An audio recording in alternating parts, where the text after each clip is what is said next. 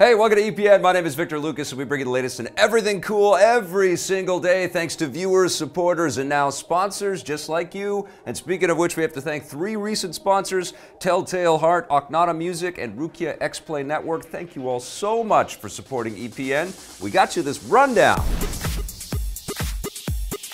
It's official, Ben Affleck isn't playing Batman, at least not in this new Batman movie. Warner Brothers has released the first trailer for Batman Ninja, a new animated movie done in the style of Japanese anime. The story sees Batman, as well as other characters like the Joker, Catwoman, Deathstroke, and even Gorilla Grodd, transported from present-day Gotham City to feudal Japan, where they get up to their usual hero and villain antics, samurai style. The artwork and character designs in the film look breathtaking, to say the least, and put a new spin on the look of the familiar DC characters. The new ninja version of Batman, for example, would look awesome as an action figure, just saying. Afro Samurai creator Takashi Okazaki designed the new versions of the characters, and the film is directed by another anime veteran, Junpei Mizuzaki, who produced JoJo's Bizarre Adventure. This has the potential to be one of the most unique DC movies in years, so needless to say, we're very excited to see more. Batman Ninja is slated to hit home next year. Batman. And a DC movie veteran is about to try and master another big fantasy universe. David S. Goyer, who co-wrote The Dark Knight, Man of Steel, and many other big-screen DC movies, might be taking on a new big-screen adaptation of the Masters of the Universe franchise. According to The Hollywood Reporter, Goyer is in talks to direct the film and also rewrite the screenplay, which has already been in development for several years. I believe you, Duncan. If he does helm the new Masters of the Universe, it would be his biggest directorial effort yet.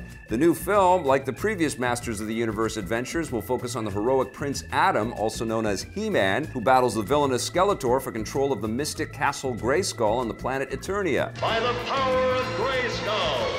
The franchise actually started life as a toy line before becoming a cartoon show and a live-action movie in 1987, but that was a critical and commercial failure.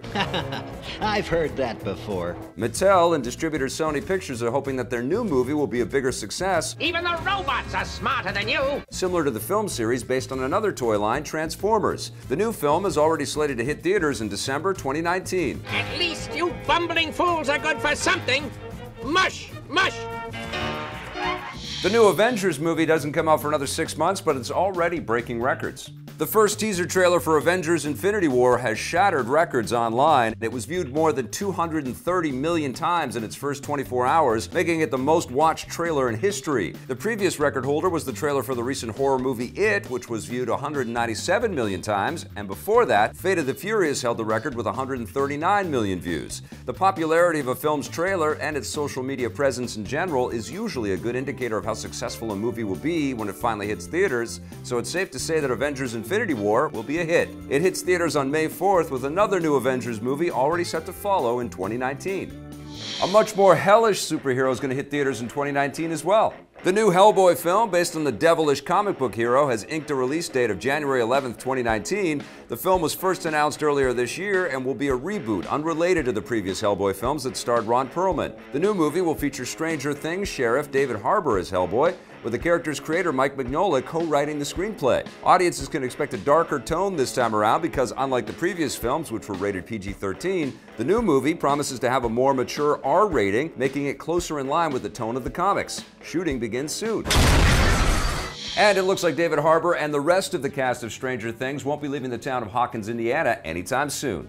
And what comes as the least surprising news of the day, Netflix has officially announced that they've greenlit a third season of their hit horror series, Stranger Things. Many audiences assumed that a third season was coming, and the cast and crew have already been talking about it for months, but this is the first official confirmation from Netflix that it's actually on the way. They still haven't said exactly when the new season will arrive, and given that there was a year-and-a-half gap between the first and second seasons, there's no telling how long we'll have to wait. As for how long the show will last, co-creators the Duffer Brothers have previously stated that they have at least 5 or 6 seasons planned, so they've already got an end game mapped out. We'll have more strange new details when they come in. No one wants to be Winston, man. Over in the Star Wars galaxy, the Force might be with Rey, but she might not be sticking with the Force for much longer. Star Wars actress Daisy Ridley has revealed that she doesn't expect to be playing the heroic new Jedi Rey after Star Wars Episode 9 hits theaters in 2019. Speaking with Rolling Stone, Ridley says that she thinks the third movie in the new trilogy will round out her character's story, so it doesn't sound like we'll be seeing much of Rey after that. Assuming her character isn't killed off in the third film, this seems to imply that Disney won't be making new episodes in the main Star Wars film series for at least a while after Episode 9 comes out, something we could have already guessed. They've already announced that after Episode 9 comes out, they plan to expand the Star Wars galaxy with new spin-off movies, including a spin-off trilogy from The Last Jedi director Rian Johnson. So it will probably be a while before they decide to make episodes 10, 11, and 12, if they ever do. As for how long we might have to wait, Daisy Ridley speculates that there's a chance she might return to the role 30 years from now, so that would be a time frame similar to the gap between Return of the Jedi and The Force Awakens. You're offering me a job. Either way, you know Disney will keep rolling out new Star Wars movies for decades to come. We'll see each other again. I believe that. The Last Jedi hits theaters in 2 weeks.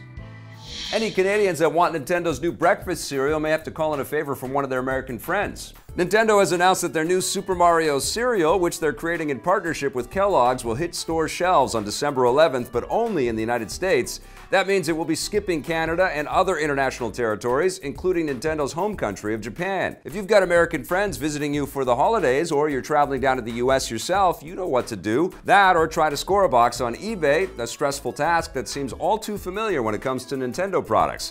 Whatever you do, you'll have to act fast because Nintendo says the cereal will only be available for a limited time. As for what's in the box, along with the cereal, each box functions as an amiibo card for Super Mario Odyssey, unlocking extra gold coins and hearts.